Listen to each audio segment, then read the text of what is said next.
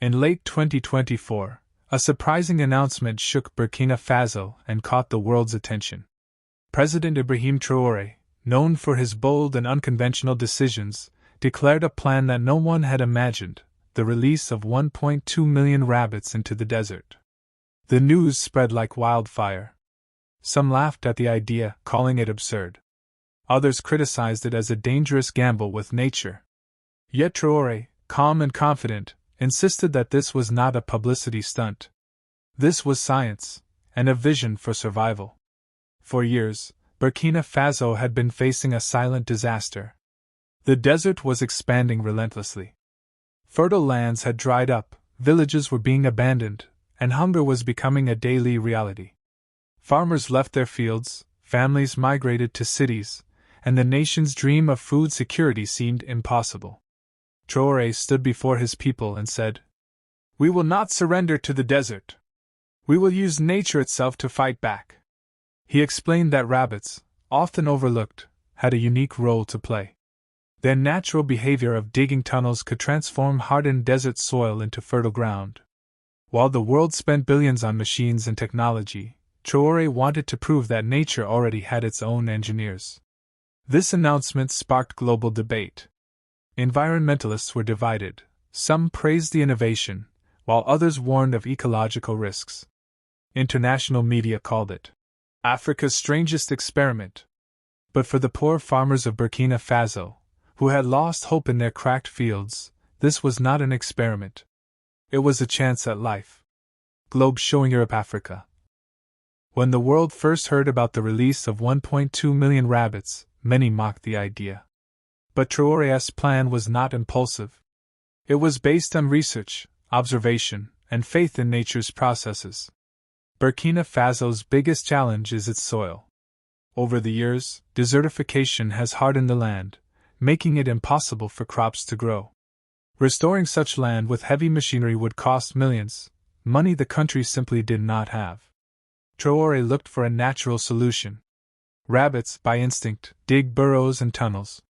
These tunnels allow air, water, and roots to penetrate deeper into the soil, making it softer and more fertile over time. Scientists call animals like rabbits ecosystem engineers. They reshape landscapes, enrich soil, and bring dead land back to life.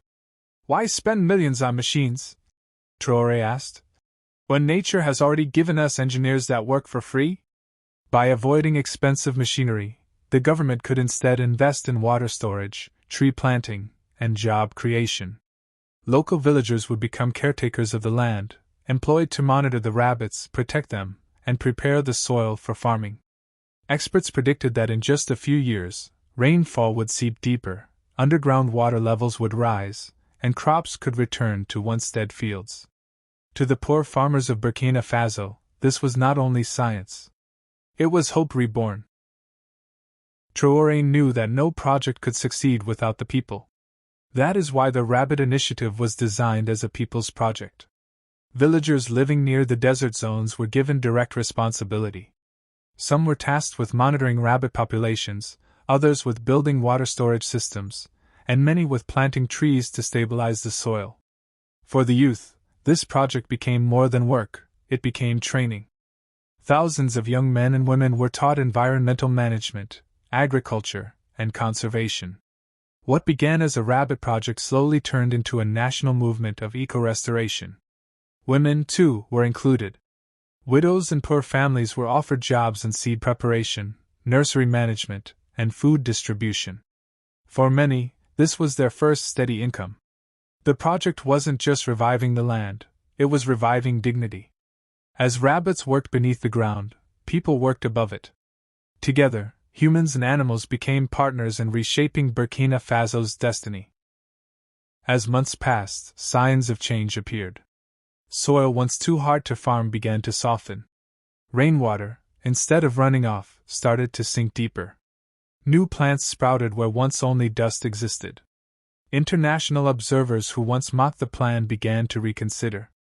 They saw that what had seemed like a joke was becoming a working model of eco-restoration.